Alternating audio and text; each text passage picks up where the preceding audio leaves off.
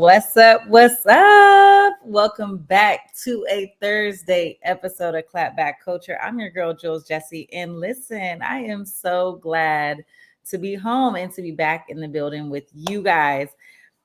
We have a new season of Clapback Culture. I am just so grateful to be back. The new season, you guys, of Clapback Culture. Again, not to toot my own horn, but I have been with Converge Media for the last couple of years with the longest running show on the platform. Shout out to Converge for keeping a girl employed, honey. And I'm so grateful to be back, you guys. This season is called Culture Reloaded. This is episode 1.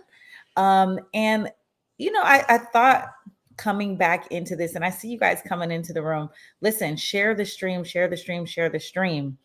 Let everybody know we're live. We're live on Instagram, YouTube, and Twitter.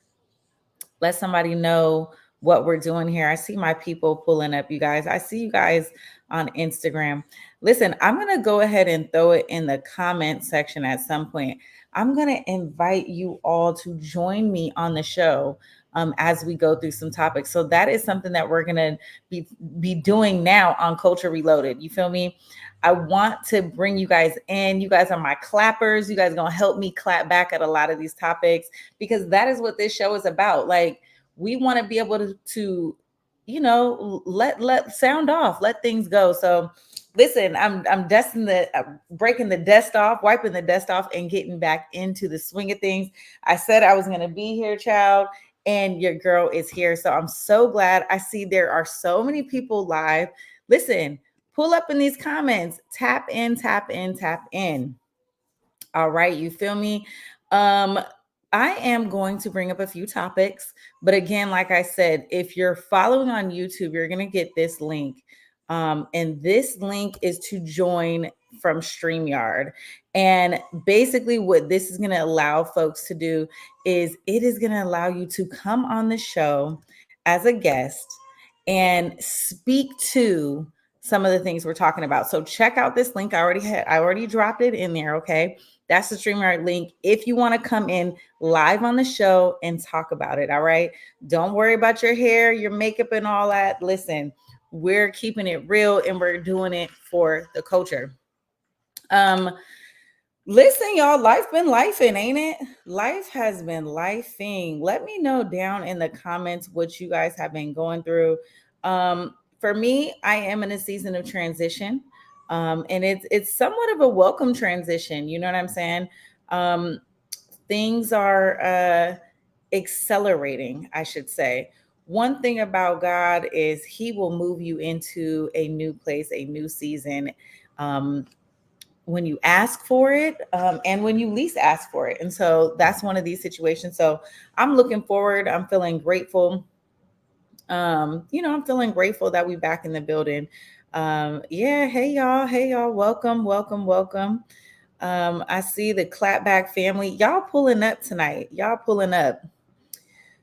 One thing about this, if you are new to the podcast, you guys, we are going to stay we will not be staying politically correct, but we will be chopping it up about some politics. You feel me?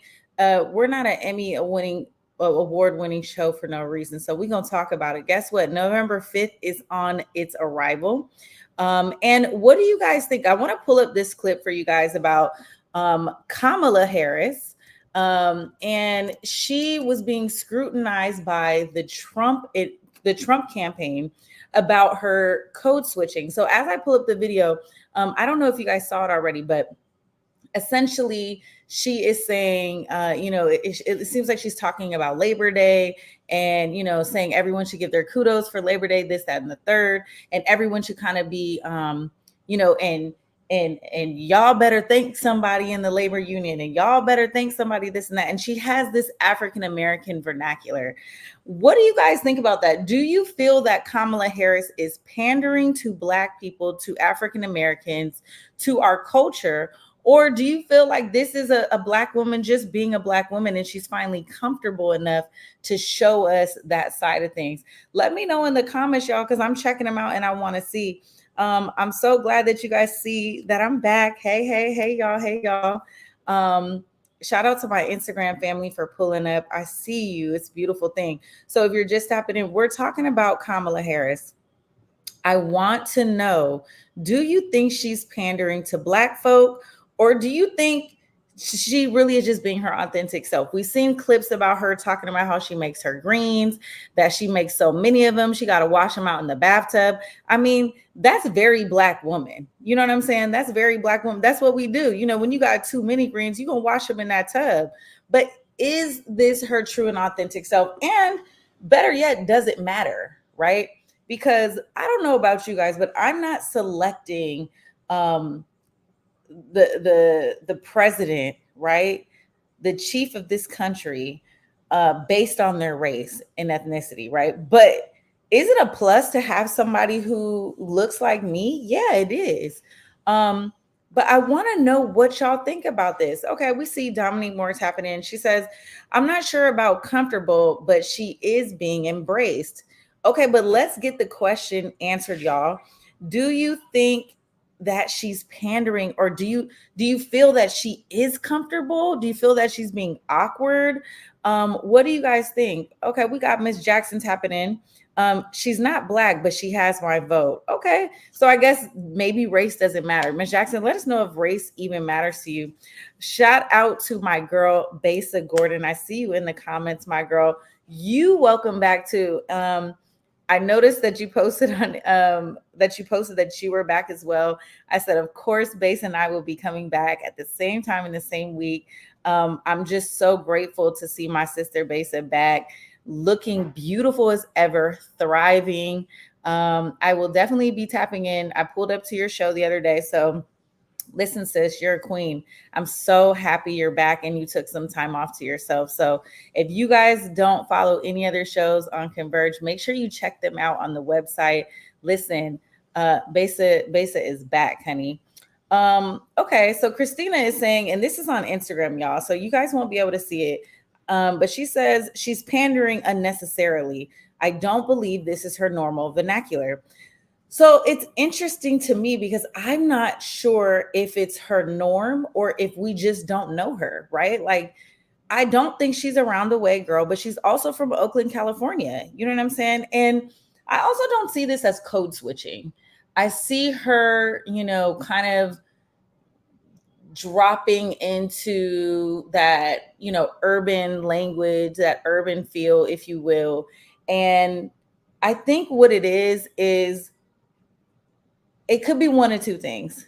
It could be she's pandering, right? And she's trying to make us feel like our homegirl, or that rich auntie that we all love, because she is kind of giving rich auntie vibes. But it could be that she's finally comfortable enough to show a little bit, because if you guys watch the Democratic National Convention and you listen to Kamala's sister, it was given homegirl.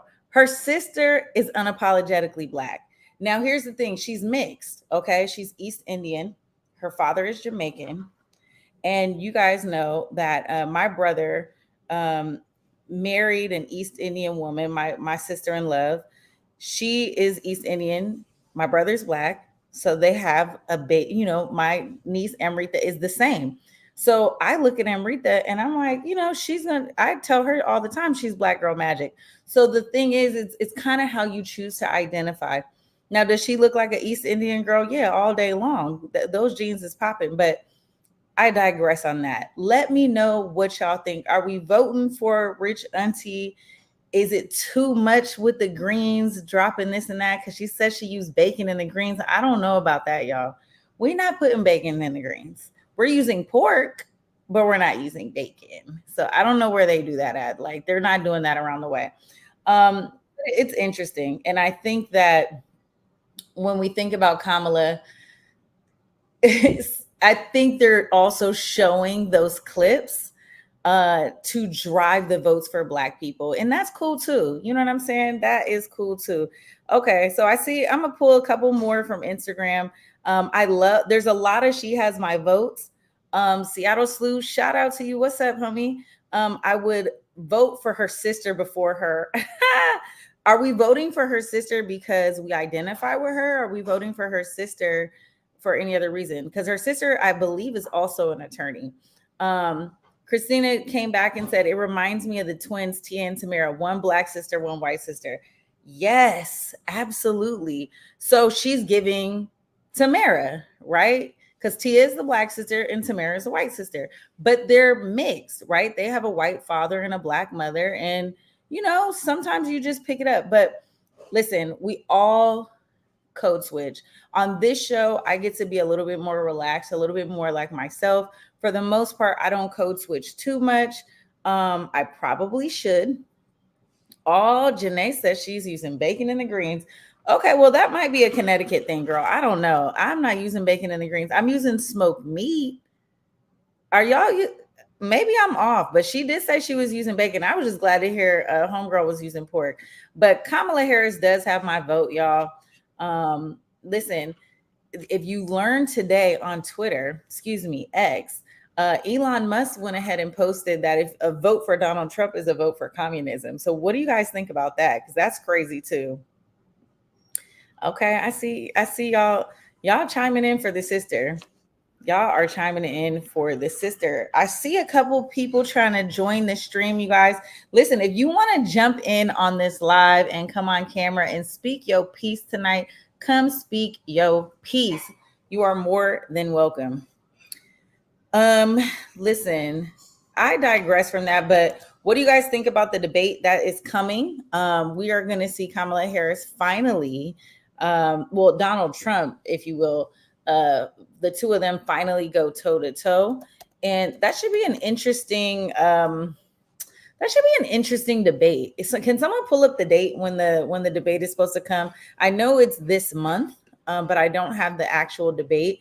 We will be doing an exclusive on that day, and we're going to go ahead and stream live and talk some mess after the show, after the debate, so we can do a recap and talk all about it. September the 10th. Okay, so you guys, I believe the 10th is Monday, but let me just double check. No, Tuesday. September the 10th is Tuesday. So we'll definitely be doing a recap on that. That's going to be interesting.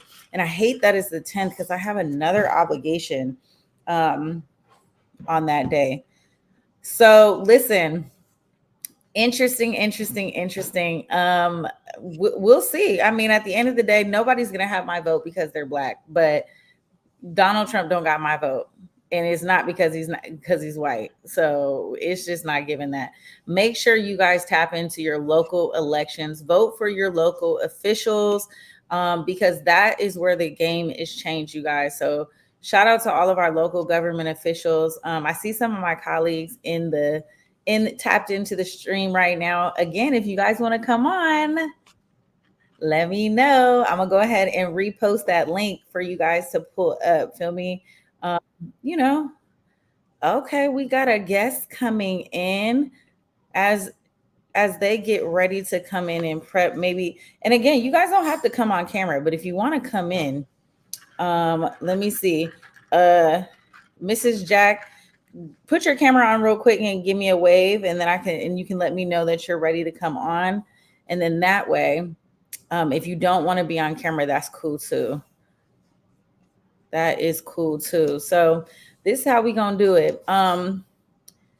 You guys, we did get the news today that Rich Homie Quan, he did pass away from what's being alleged as an overdose at a very young age, 34 years old, I believe.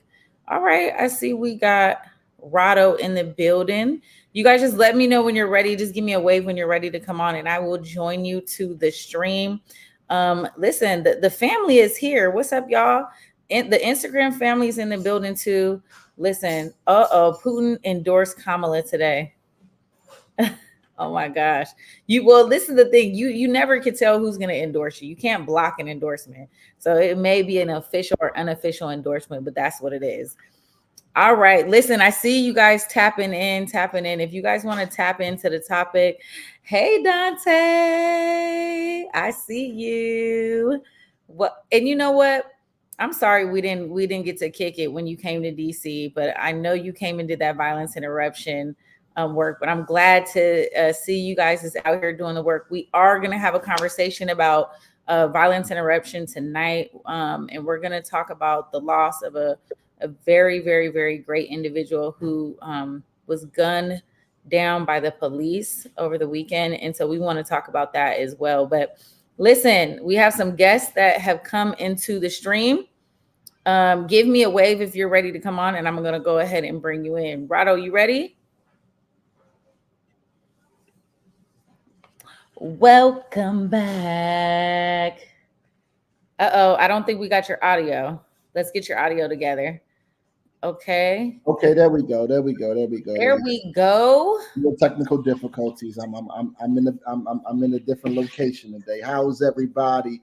What's up? Talk Listen, to we got a good stream, you guys. We have a great stream tonight. We have over 50 people on right now on live stream, which is great because the advertisement was low. So I love the love, y'all. I love the love.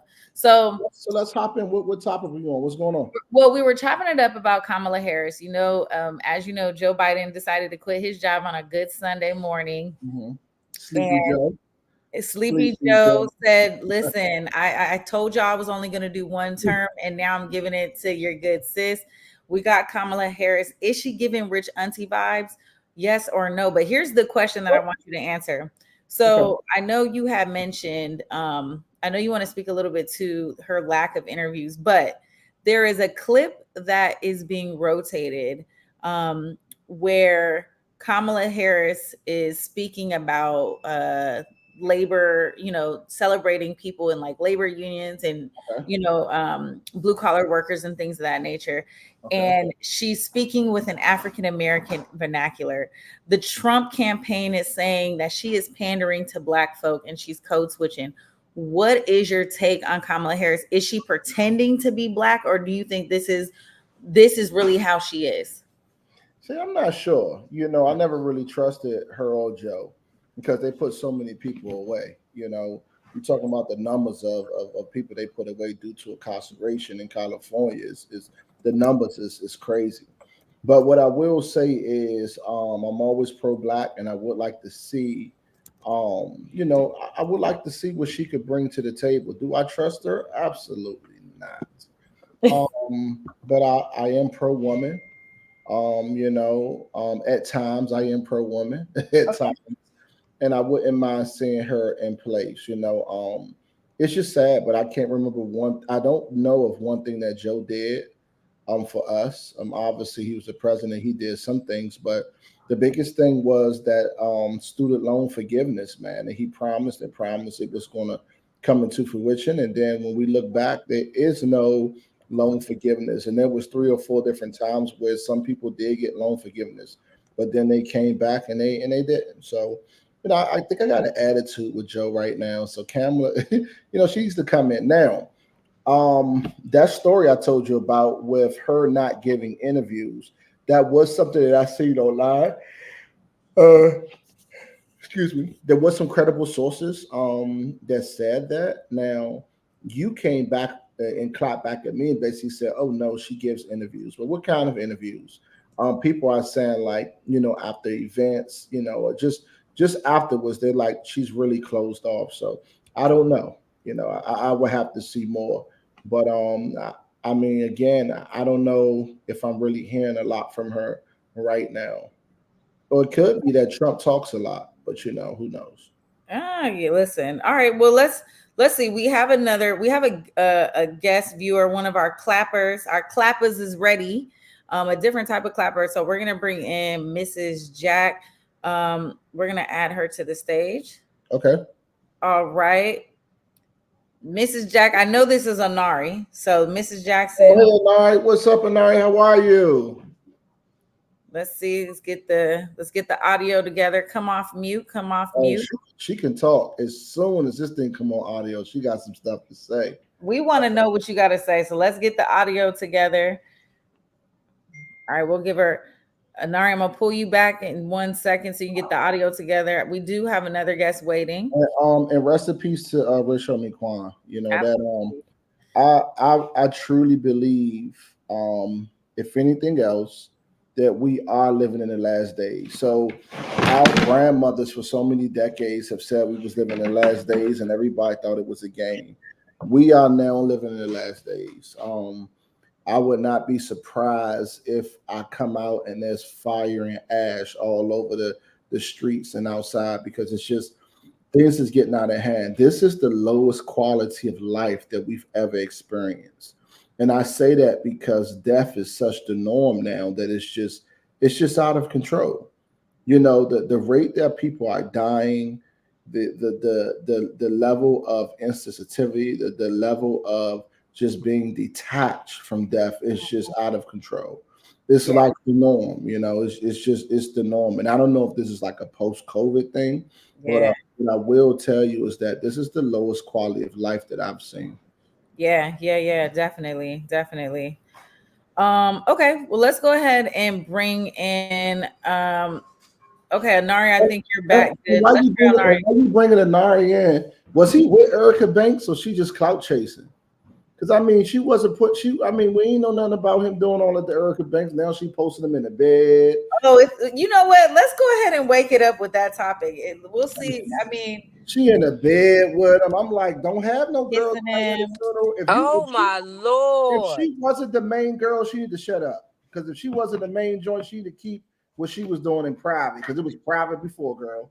He ain't give you permission to put that out when he was alive, so don't put it out when he dead.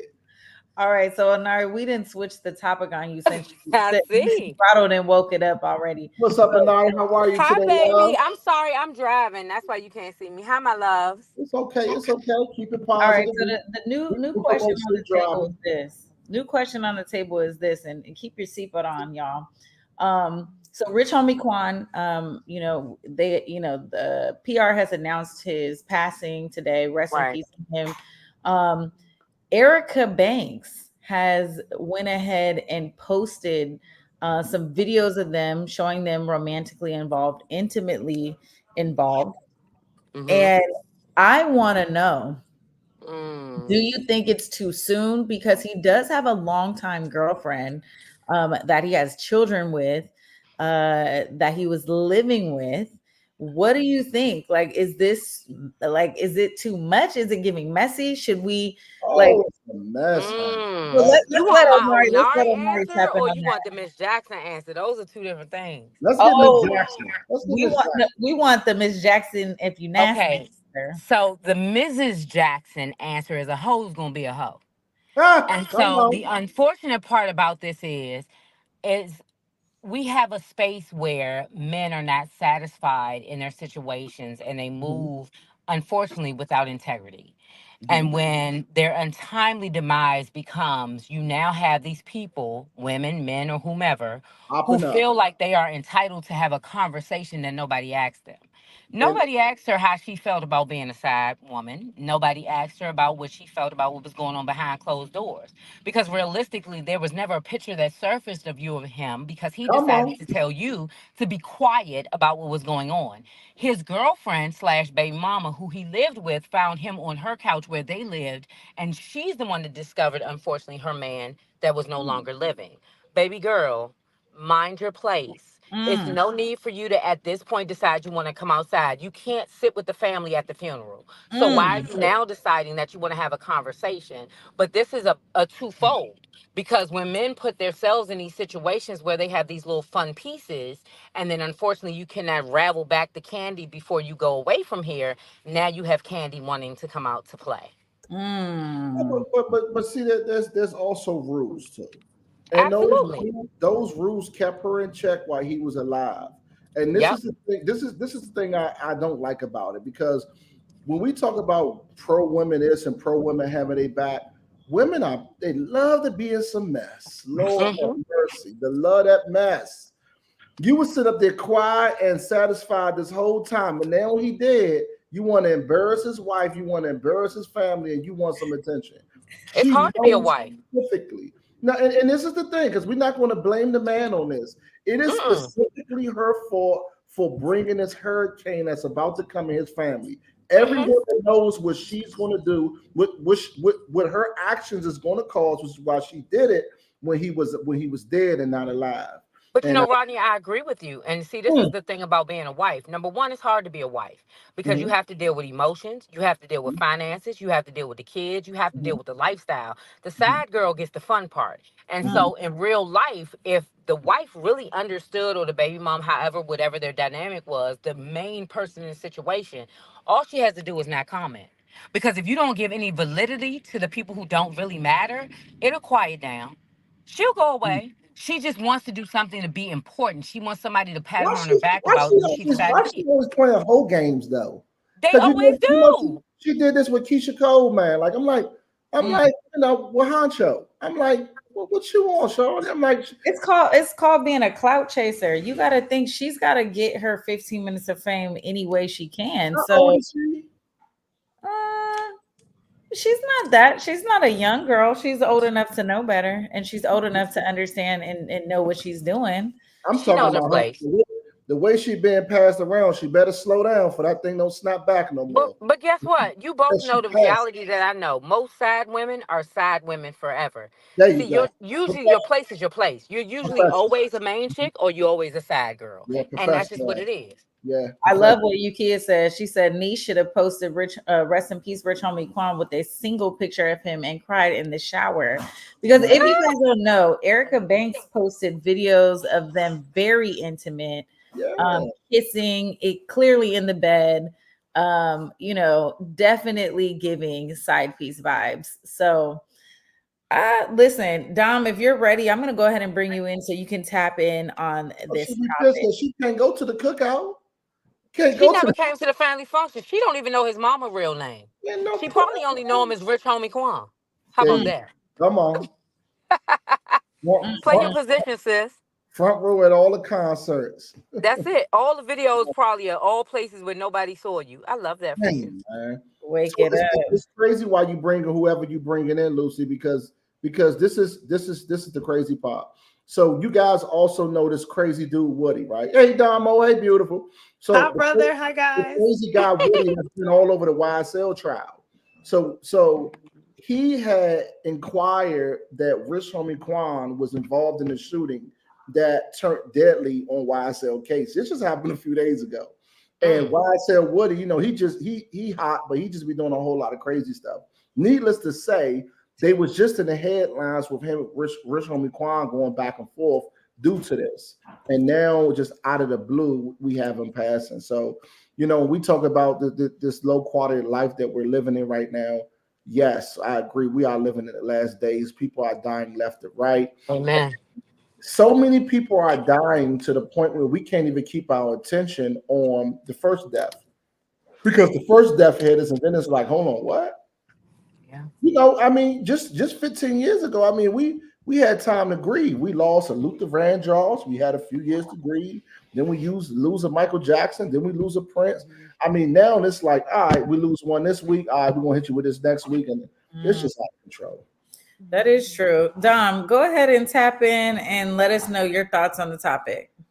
I mean, everybody kind of had the same thought process that I had. Since you know your place, sit down, cry in the shower. This is not the time. It's not the place. Respectfully, the body not even cold yet.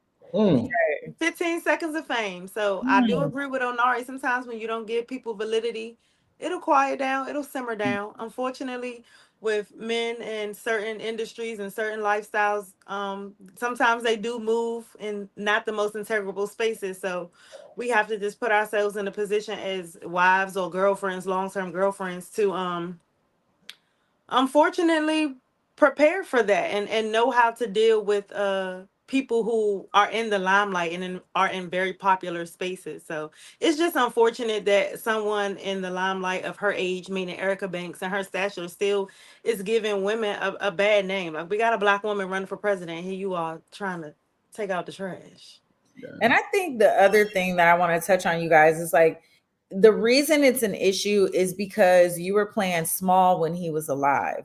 So don't play big when he passes away. They Come on, always do. come And, on. and the thing is, I can speak to this in real life because a whole rack of women came out to my father's funeral. I'm about to say, I I'm about to say, I ain't got no BI. Stop what you doing. No, Rod, you thought it was I'm a about to good say, way being girl, attacked. Rodney, stop nobody what talking you about you, doing. brother.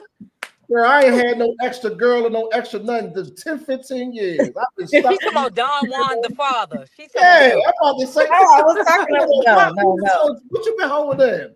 Okay, go So ahead. Joe, listen, y'all. Let me clear it up. Let me clear it up. No, I was talking about my father. So there was like 3 or 4 women that decided to give their 1 minute remarks at the funeral, Oh God. and it was a variety of like Joy was he was my first kiss and I was his last. And I mean, there was just so many different women in there. And shout out to my mom having endured all that. My mom said, I ain't even coming. Y'all good. She didn't come. My mother did not show She up to is my the father's GOAT. funeral, and she was legally married to him. Man, talking about a woman that's mad. Jesus. They say ain't hell have no fury like a woman scorned. Man, Come on. My One dude thing for said, sure and two things for certain, she is the GOAT. I don't care what nobody ever say in life. One thing about I've met your mother, and your mother definitely personifies I don't care whatever happened. Today is today, and tomorrow lasted no days. no, I for love real. her. all That right. funeral. I want to bring a new topic up to you guys. So you guys know there was a school shooting in Georgia. Yeah. Um, there again, there was a school shooting in Georgia yesterday, I believe. I'm gonna pull up the details. Um, Here we go. Let me pull up the details right here. So, a 14-year-old student was the suspect. He fatally shot 4 people in Appalachia High School. Mhm. Um, the father had given his son an AR-15 style rifle as a gift. This 14-year-old teenager was on the list, the interest list of the FBI. He was visited by the FBI prior to this last year because he had made threats online about having intentions to shoot a school up. So this is interesting. And listen, again, anybody, please feel free to tap in because it always seems like every time I have a show, right? Every time Clapback comes on, there's always something about a school shooting. So 2 students and 2 teachers were killed. Several more were injured, but expected to recover. What do we think about these parents giving kids AR-15 style rifles as a gift, even handguns just as a gift, even allowing them to keep the handgun It's the worst. knowing It's the, that they want to use this as a threat. So who wants to it's tap the in first? worst. Well, first of all, it's the worst gift. I'm speaking. I'm speaking on this as a father, and him being a father, he failed his son. When you have a child with an undeveloped brain, undeveloped mind, is going to make undeveloped decisions, and the result will always equal madness and chaos like this. I that's why I'm always one for corporate punishment. Whoop those kids. Stop allowing those kids to run freely. Stop allowing stop and dads first. Stop allowing your children to think that they have a say so in the household. Children don't have a say so in the household. Children don't pay bills. Children still need your permission to do things, to go out of town, to go here and there. Children are children, and we got to continue to parent these children and not be these children's friend. My son would never do that. One, he'll be too scared that I'm gonna whoop the mess out of him, and that's what they need to do. I'm gonna let y'all go to the next person, but they need to have a program into which they just give me those kids to whoop. That's it. Mhm. Bring Not your they give me the kids. Send them to Rod. So let me pick up on my brother real quick. So number one, you are a black man that's raising your children. That is 1 in 5 million. The other side of that is we have to think about culturally what this looks like. That's what I was thinking. My oldest son is 17, getting ready to be 18, and absolutely knows how to shoot any gun you want him to shoot because he's been to the gun range. I did that because I understand what's coming down the pipeline. I don't know if everybody else knows what's happening, but we are definitely a city under siege, a reality under siege, and we are in the last days and times. I need my son to be able to protect himself. That doesn't mean that everybody agrees, but realistically, Rodney, what you have to understand is, as a black man, you are one in 500,000 who takes care of their family, who takes care of their children, who operates in a system of checks and balances. That doesn't happen. I'm a mother of 3 children who has 2 sons, who has to make sure that my sons understand how to operate in a space of integrity. So realistically, we're looking at a Colin who decided that he felt how he felt. Colin was what, 14 years old, and I'm not saying it's okay, but we also have to understand that there's a lot of mental health issues going on with our babies nowadays. These children in school right now are not realistically being fostered in a space to keep them in a safe mental space. And Damo can tell you that. Dominique has been in the classroom for years. Our children now are mentally unprepared for everything, and it's so scary. Mhm. It's so sick. It's like unfiltered education. We are in a place where our children are just moving how they're moving, and you have so many children that are being inappropriately diagnosed with mental health issues because after COVID, our kids slam jam just lost their mind. I'm not even gonna try to be funny. I've been in education for 20 years. I have never seen the amount of BS with children that I've ever seen now. These kids are crazy. Yeah. They are, and it's like the things that the children think about at 4 and 5 years old. You have 5-year-olds that are trying to fake shoot their friends in the head Yeah. or Mm. beating their friends to death. Like you have kids like this young man whose dad bought him a gun for Christmas. Like he's 14. Why would you buy him a gun for Christmas? It's It's one thing to ridiculous. take him to the gun range to teach him how to shoot, but people's minds are no longer in a safe space. And when you say these last day and times, just remember every single thing that you all bring up tonight, it's the last day and times. Mm. Go ahead, Dom. What you want to say about that? So I'm gonna kind of see if I can wrap this one up and bring it on home for everybody. I think that everybody touched on everything I was going to say. Especially having so much experience in the classroom. Culturally, we do raise our children differently. We have to look at that. One thing that I saw you kids say in the comments is that a parent will be held accountable this time. So maybe as unfortunately school shootings start to become more prominent, we can start to move from a reactive space and move into a proactive space with policy and legislation. That is not an end all be all because there are a lot of mental health issues that need to be addressed. Our children are not raised the same. They don't have the same mental capacity. They don't have the same social emotional intelligence. But it also does say, like Brother Rod said, what they at? Yeah. Yeah. You It need. starts at home, and and culturally it starts at home. What you think is okay, what you think is right, what is acceptable. One of the reasons I am very big on still having suspensions is I don't support the school to prison pipeline. Had there been some accountability, this wouldn't have happened. And how is it with, and agreeing with you, Rob, with the quality of life and the quality of the way people do their jobs? We've had a sniper on the roof and the CIA was right there. And you telling me you went and talked to this boy and there was no precaution, there was no action step, there was no search and frisk before he walked into the building? We've been in school for 7 days. Yeah. This is just ridiculous. So I am glad to see that a parent was held accountable so quickly because that is, I think, the first thing that needs to be done. But why was that not tracked? Is this a gift? Why is it legal to give your child a gun? There's just so many different things that are wrong in this situation that I hope we start to move in a different space of not being reactive but being proactive. And I Absolutely. know that there are some stories that we're going to talk about later, and we can't be so reactive as a people. Like we have to start to put policy and legislation in place.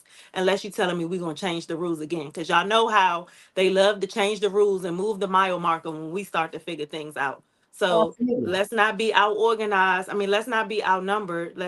We are not outnumbered, we are out organized. So let's fix those things and start to move forward. But I'm glad to see that daddy in jail. Make Yeah, Absolutely. sure I didn't whoop yeah, his ass. What part of Georgia was this? it was Appalachian. Appalachian. Okay. So It's I, like 45 minutes outside of Atlanta. It's like the suburbs. Okay. Okay. I want to transition into our next topic, and I am going to ask one of our guests to exit stage left because I want to keep it on a 4-piece. But I do want to bring this probably our last topic up tonight, and that's going to be on Justin Robinson. Oh, you know And we all so want that. So you pick who, I know Lex. It everybody don't wants to do matter. that. So Don't so matter. I'll let you guys get your piece in. But first, let me go ahead and introduce the topic to everybody.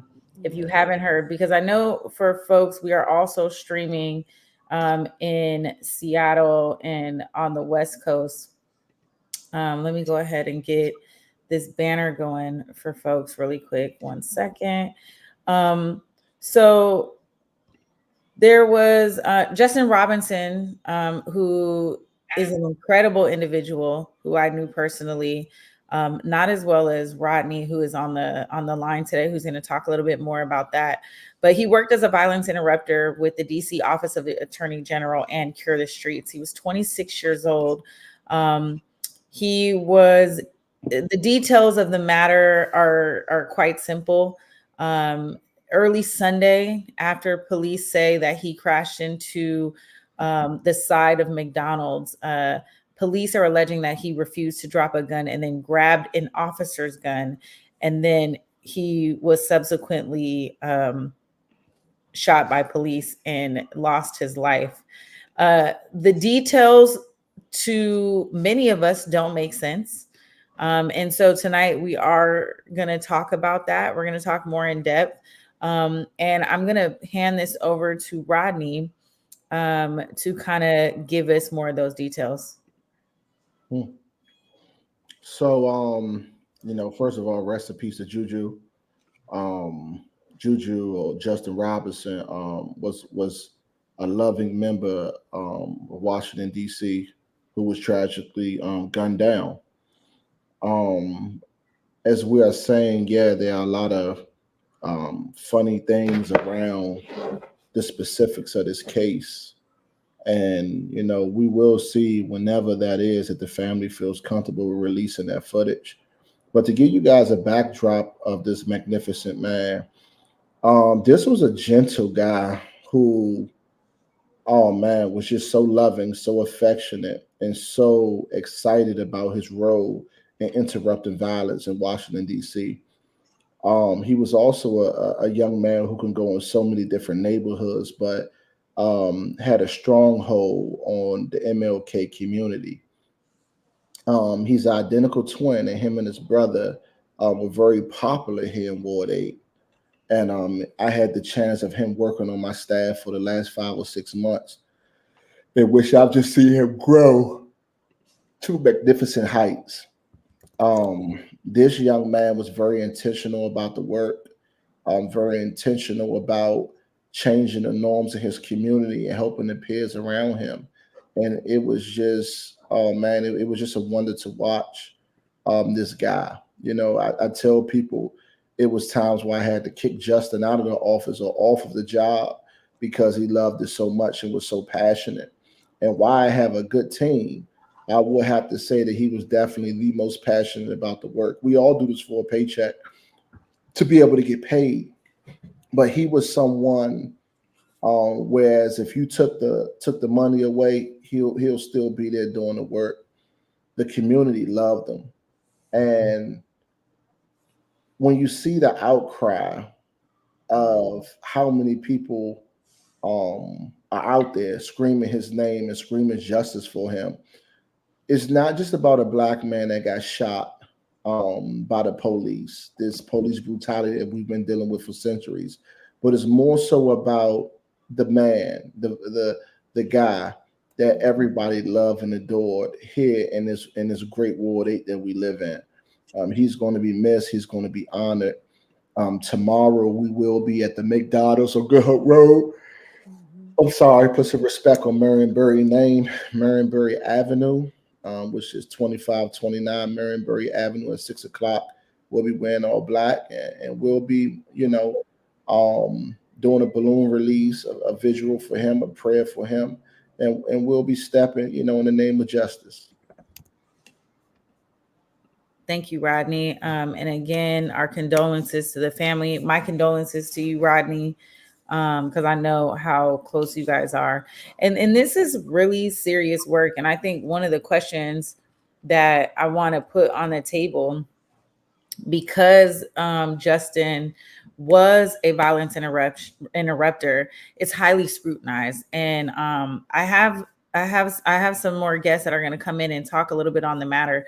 But to be a violence interrupter right now in this season that we're in, with so many things happening in DC, so many things happening directly impacting Ward 8, how should the community respond when a violence interrupter whose role is to reduce violence is shot and killed by the police?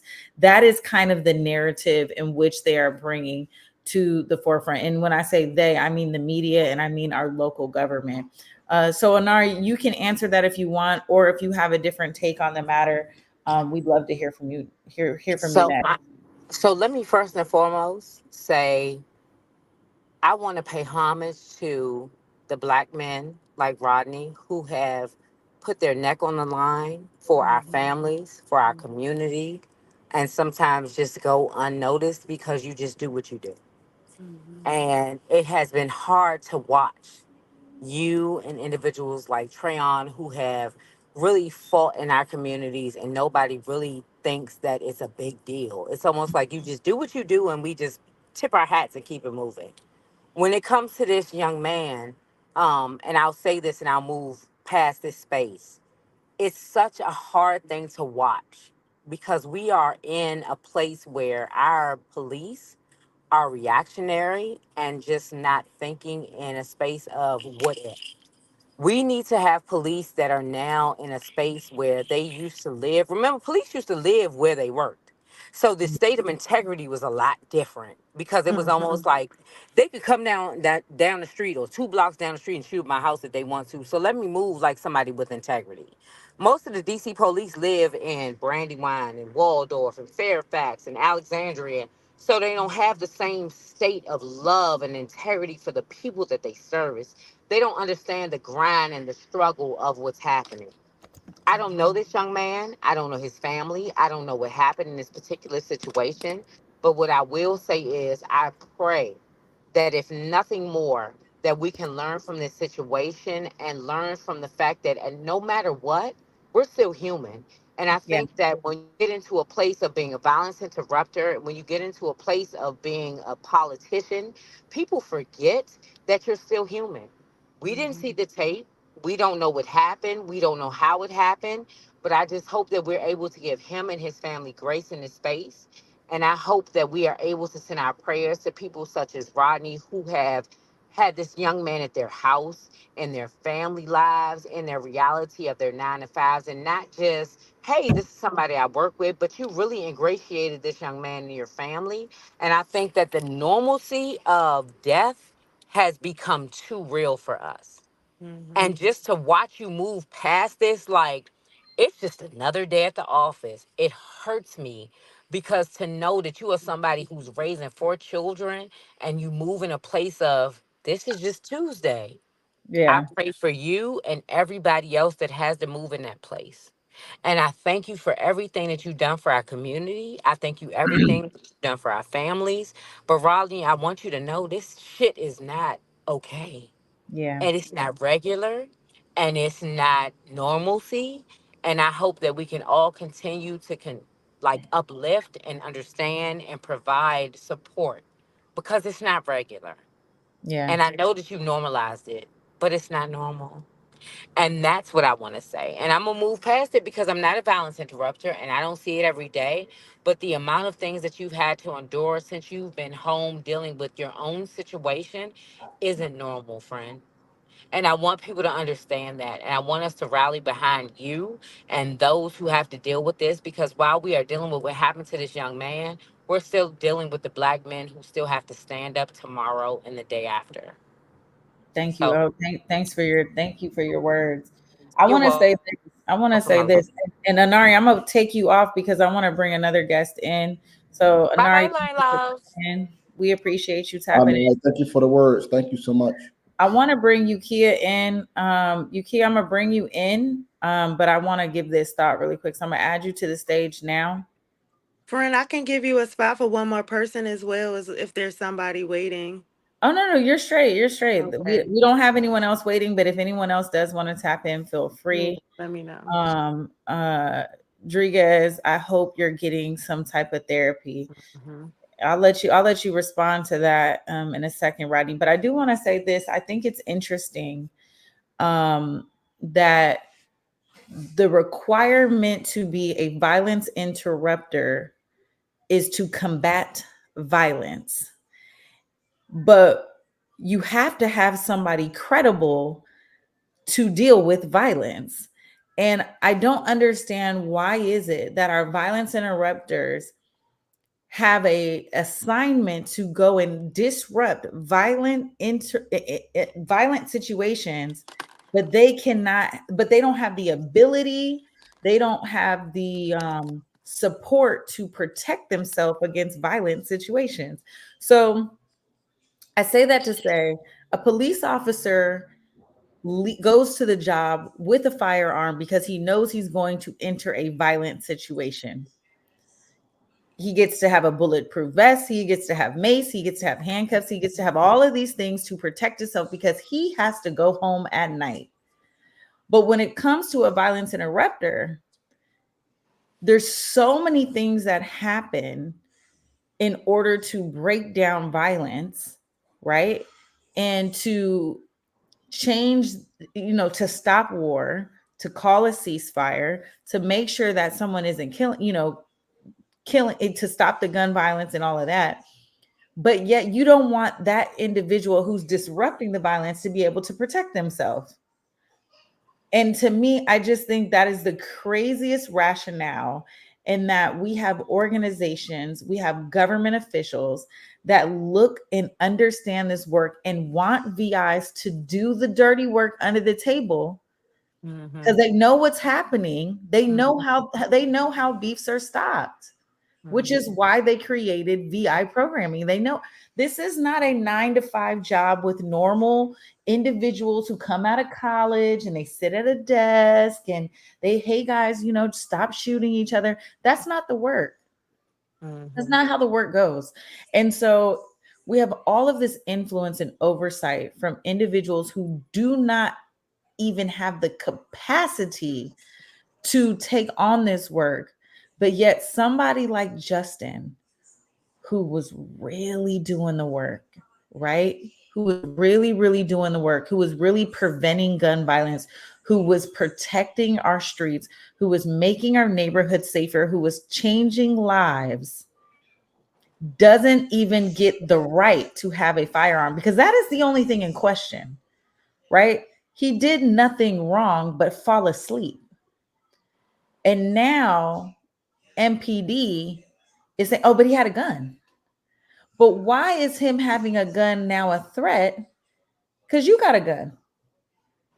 Well, why is it a threat if he never had it in his possession in his hand, or pointed it or used deadly threat? You know, Exactly. this for me, this is has, and I'm gonna let you, Kia, say, come on and say something. I'll be brief. But this for me has been the most unorthodox way for me to be professional in my entire life. Mhm. I've always been a professional. I understand what that looks like, but not being able to properly grieve due to saving the image of a company, due to saving the integrity of the work with everything that's going on around us, due to having to go out and love on his family, and still having to be a leader and keep that structure because I still have a team under me, and it's very determined on my move, my actions, and what I do because they're looking, and obviously, they're going to react to the things that I do. So this for me has been the biggest learning experience. And we're talking about something that happened 4 days ago. Mm, Mhm. um it's very, very new. It's very new. I've definitely been a point of contact to kind of be that buffer or that liaison from the family to the neighborhood, and to everything else. I've been over the family house every day, including just now, which is why I'm actually in a different location while streaming right now. And the family's not well, but the family do want justice for Justin. And I can definitely say that with confidence. And I know there has been a lot of mixed signals with them not releasing the tape. 90% of the world feels as if, oh, all the allegations that were said is true. And the family feel that, but they have been instructed to do this a certain way. And eventually the tape is going to come out per the family's request or per what the family has told me. So we'll have to wait to see that. But what I can say is that I'm confident in understanding and knowing Justin with my eyes closed that Justin is not an aggressor. I'm confident that the tape will show that Justin was a man that was sleeping, that was drunken.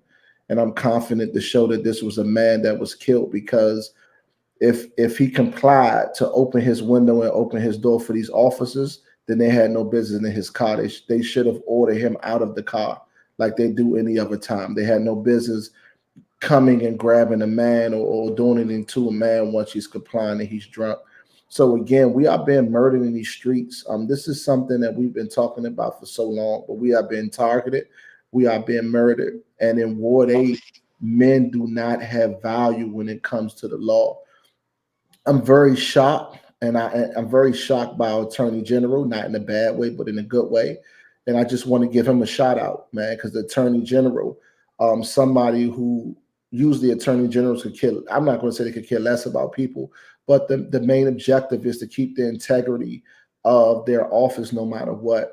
And that man came out and told that media, look, we support Justin. And at the end of the day, he served his time for whatever it was he did in his past as a 19 or 18-year-old, and he did this work, and he has been supporting the family, waiting for a statement to come out from the family before they do anything. So that kind of support has been real. Obviously, when this first happened, everybody was tucking their tail to protect themselves, because the image was, oh, we have another black thug that has a gun that was aggressive to police officers.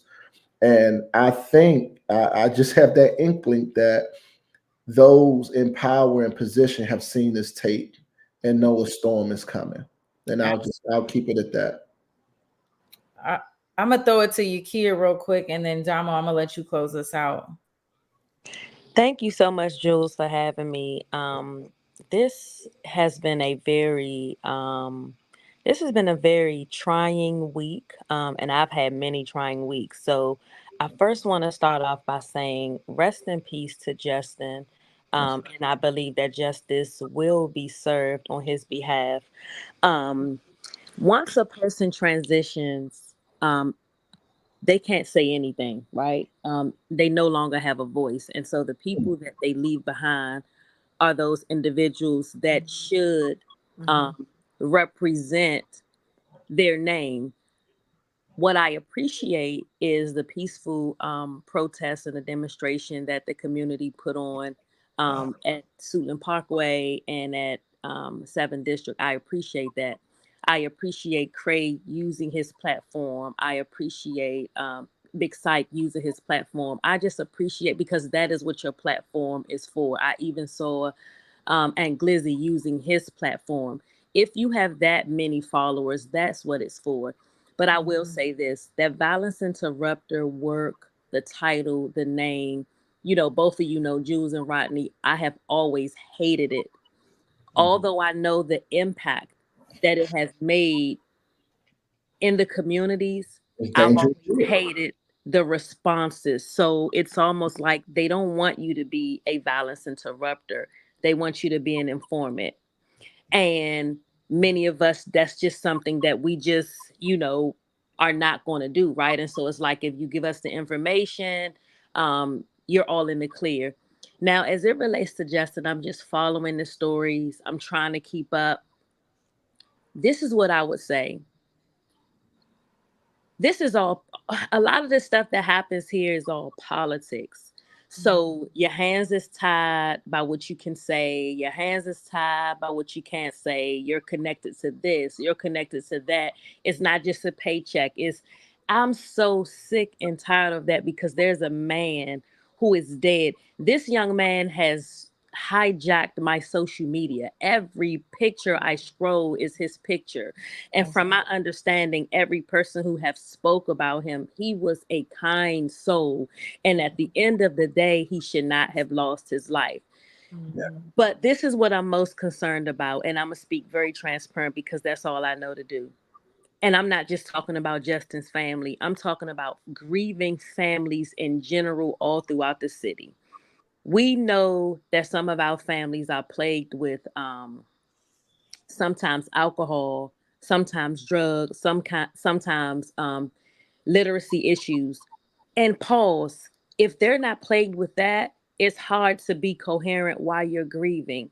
There has to be somebody in the community who hands is not tied by politics, who don't care nothing about these organizations, who have a voice to speak. And when I say a voice to speak, I'm not talking about hoop and holler and scream. I'm talking about you show up. You are the representation of that family. Pause. Like a me, you know how to show up. You show up in your clothes. You know how to speak. You know how to demand attention. You can sit at the table with the family. You can sit at the table with the president and be able to say, this is what we're asking for. And when it comes to these grieving families, there has to be somebody sitting with them to be able to speak on their behalf, even with this whole tape situation. I feel like they're playing with us with the tape.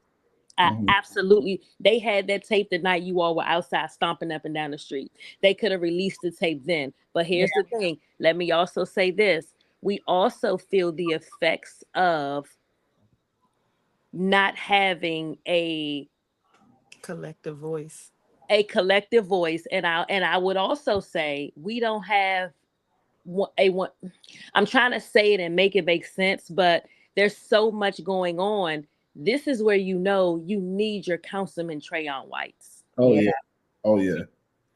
There That's is no Absolutely. way in the world you all were out for 24 hours, 48 hours, and that tape had not been released. And Come so on.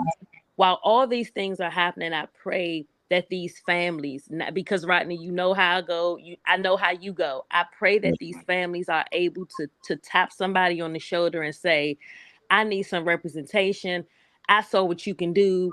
You bad to the bone. You ain't your hands not tied because when you have that, it's like a parent showing up to a school. The school takes that parent serious when that parent comes in. You ain't in a bonnet, you ain't in slippers, you suited and Mhm. booted. They know you didn't come to play. Come on. That is what I wish for our families to have the proper representation. So, Rodney, again, you're in my prayers, you're in my thoughts. I hope that this young man and his family gets the justice that this was not supposed to happen to him. I am so Yeah. sorry that it happened to him.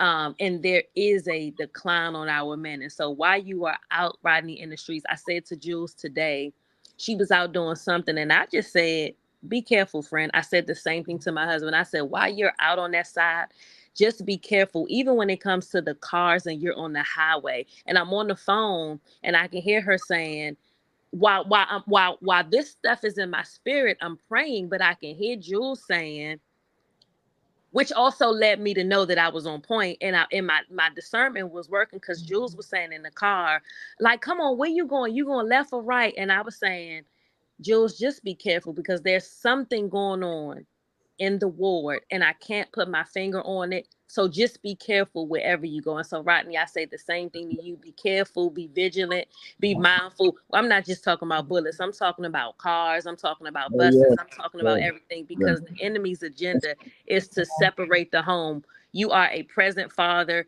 You're a present community worker. I saw you with them babies that didn't even belong to you.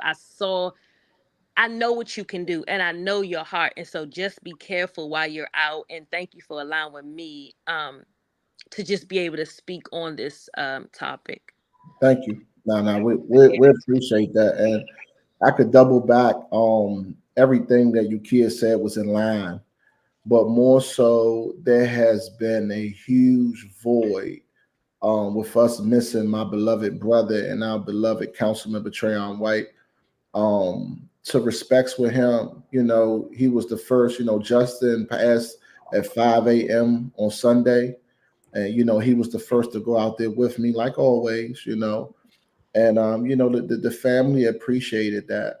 We are, and it was either who I think no, I think it was Damo that just said this, but we don't we have lost that connection. Mhm. We have lost the ability to come together, and for the biggest reason, the world is so afraid of us being organized. Mm-hmm. They are terrified because what I seen and what you kid just commented on, that peaceful protest that went from the police station all the way to the Suitland Parkway. The only difference in that not turning into a riot, the reason why it was peaceful is because the police didn't provoke.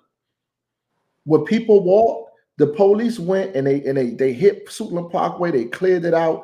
They made a way because they were understaffed and they couldn't afford a riot.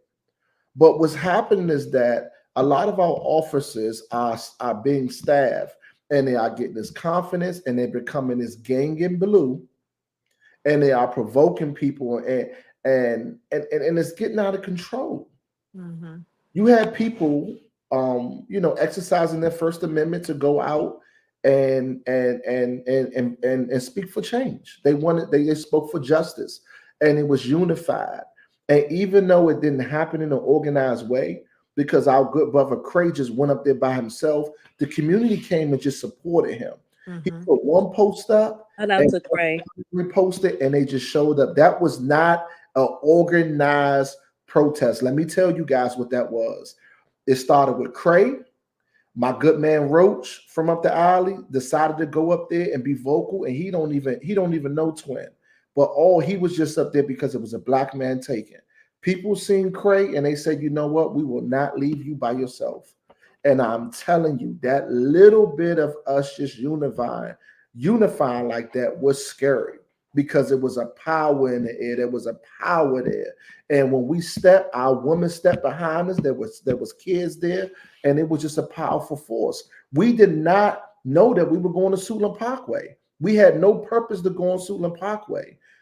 The only reason why the people went on Suitland Parkway because they felt so powerful with being able to stop traffic throughout the see. So this was the thing. The protest didn't happen in front of the station. The protest happened in the street. So you couldn't go on 30th Street. You couldn't go on Alabama Avenue. You could not travel the side streets. Traffic was backed up every which way. Yeah. And on top of traffic being backed up and stopped, that group went on Suitland Parkway in March. In March. None of us has ever stepped foot on Suitland Parkway and we weren't in the car because Yeah. it's wooded. And people marched on Suitland Parkway all the way to the busiest part of it, which is the intersection of Stanton Road and Suitland Parkway, and Mm-hmm. all traffic was stopped. Seats were set there in the middle of the parkway, and people protest justice for Justin, man. Justice for Justin. Go Justice, ahead. I, Let me give it to Dom. I want to hear her thoughts on this. So I'm going to try and wrap it up and keep it brief. I concur with everything Rodney said. I believe in everything you kids said, and we have to unify in this moment. One thing that I wanted to say, or I took away from my experience in mourning Justin, and condolences to the family, his twin brother, his cousin Cray, Rodney, everybody that has been affected. We have to organize, and that's what I'm going to say. And much like I said with the unfortunate case with the school shooting, I'm going to apply it to this case. We have to unify and we have to be organized. Imagine what we could have done if we were organized. And I went out there to 7D that night and I just saw the energy. So I understand the era and the aroma that Rodney was in and the energy that you felt. Because one thing that I took from this is I don't know how it's going to play out with the tape. I don't know how it's going to play out. I know the situation and narrative that we have placed in front of us, y'all. We have to go from experience this time and not scratch. When we have to fight for policy and legislation for things to be put in place for these um police officers and EMTs beforehand. And we also have to go back to community policing. But we have to be organized, we have to be unified, we have to keep our foot on their necks, and we have to be informed. So I just encourage everybody to stay informed, to stay on it, to put policy to legislation. I will be at the candlelight tomorrow. And I just hope we can keep this going. And not to say keep this going in the sense I want to see more black men murdered, but y'all birthed a leader. The Cray that we know now is not the Cray we knew 4 days ago. And that's because now he has a mission and a why. So I just encourage our community to stay connected, to love your neighbor, because our city is under siege right now. And there's a systematic play in place that I need us to wake up and be able to see. We've seen this play before in other cities and now it's here. So let's take advantage of what we know, and pray that we all stay connected, and let's just put our head down and work. And justice for Justin all day long. I'm gonna give the mic back to Rodney if you want it. DJ Green, I see you in the comments on Instagram. If you want to join, I did send you a DM with the StreamYard link if you wanted to come on and speak your thoughts for a moment. We are over time, but the conversation is so good, and I think it's necessary because right now our community is hurting. And Yeah. to his point, Justin has taken over our timelines. Mhm. And, I spoke to our council member and told him, listen, you have such a powerful platform, such a powerful voice. Don't let anything steal that, because our council member was doing this work before he had that title. And so Mhm. you don't need a title to do anything, right? Like Rodney didn't need a title to take those kids home the other day. He was a father. So some of these hats that we wear are our titles. And so when we think about doing this work in the community, guys, and I don't care if you're in Seattle or Oakland, California, or Nashville, Tennessee, the work is the same. People grieve the same. We bleed the same. We hurt the same. We love the same. And I look at someone like Justin, a beautiful, beautiful spirit who, Beautiful spirit. he was an individual. So let's just set the record straight a little bit, right? Like this was somebody whose life was absolutely taken too soon. And if Yeah. you didn't know what love was, you were Yeah. going to feel it. He was highly emotionally intelligent. He Highly. was somebody who would approach you and say, I love you, and physically touch you and embrace you. And so the audacity to think that the narrative is being spun that he's some gun-toting youngin that had the balls to grab a police officer's weapon is not the case.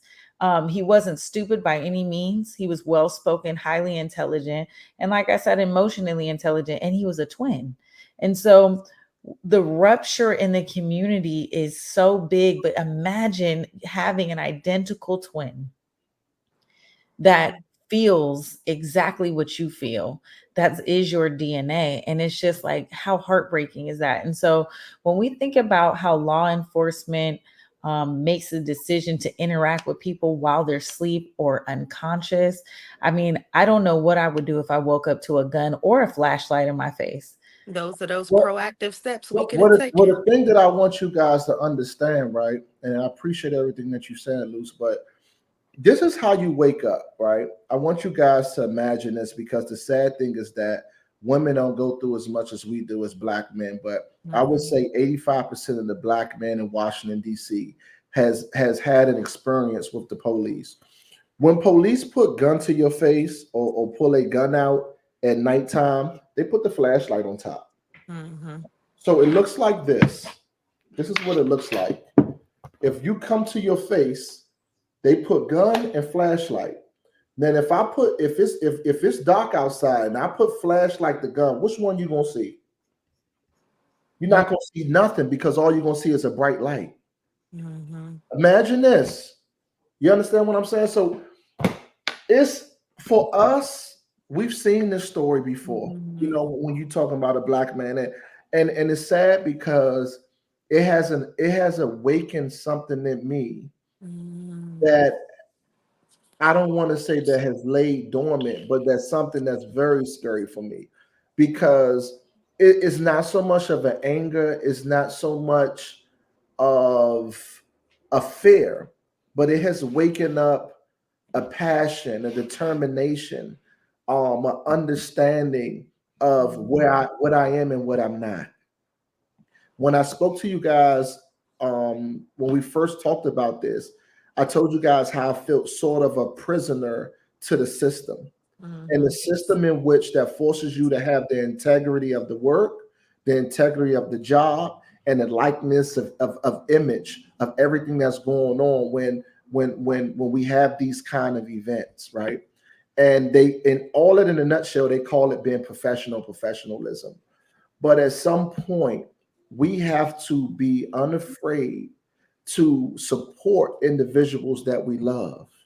Yeah, Because if you don't support individuals that you love, if you don't love on each other, if you don't love on human beings, then your value is nothing.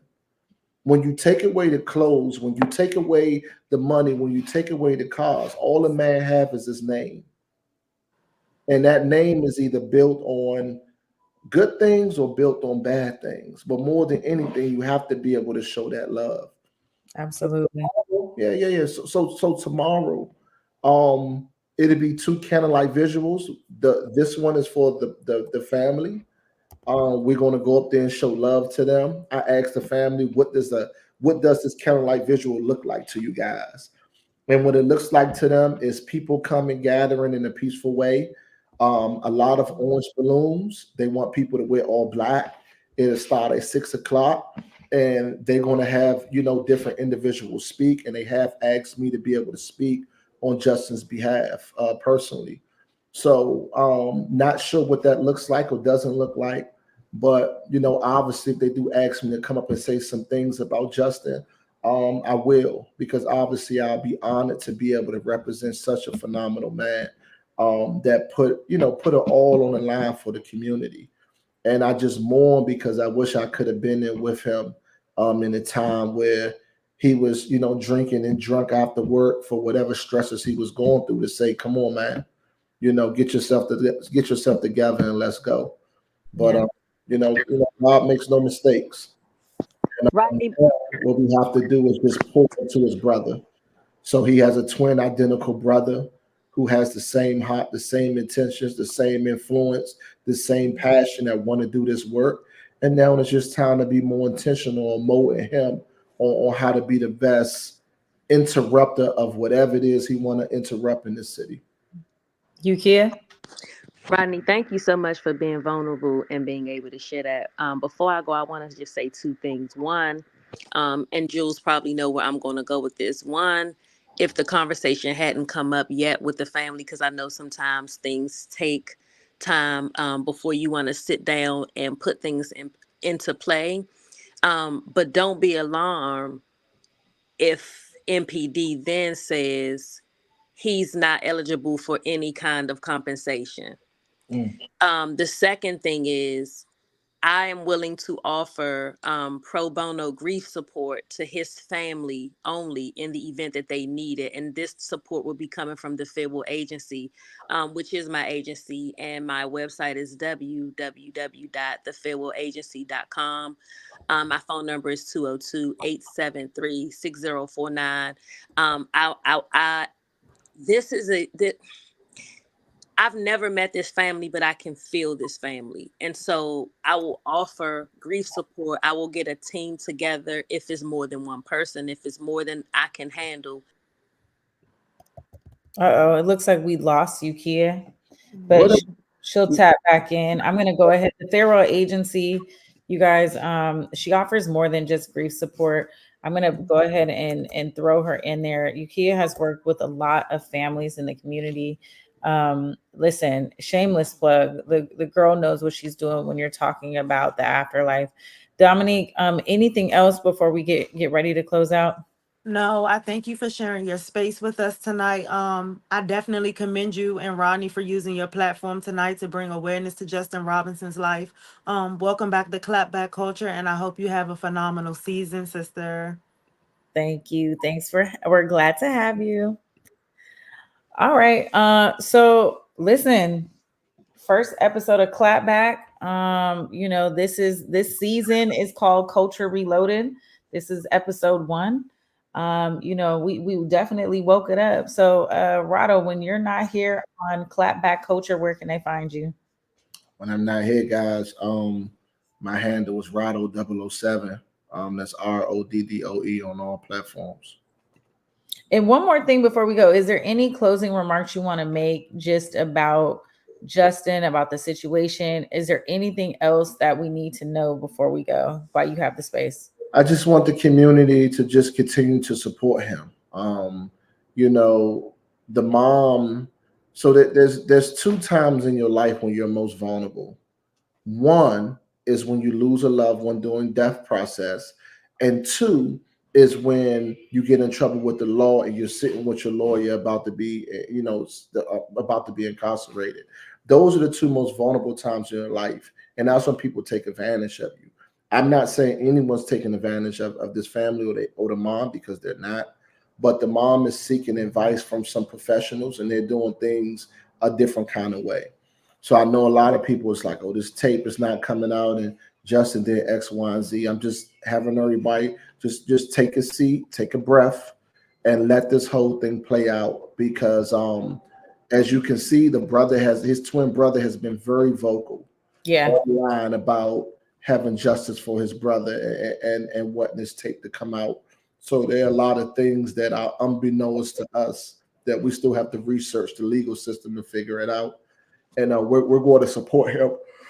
And I'm just happy to say that the support will not just stop here at his death. A lot of times we support individuals through the funeral process, and then it's gone. But we'll be getting him a mural on the avenue, hopefully next to Nana, or somewhere up there. And we're going to let his legacy live on. I love that. All right, y'all. Well, listen, today was the first episode of Clapback Culture Reloaded, episode 1. Listen, tonight was dedicated to the homie Justin. We love you, nephew. You did your thing.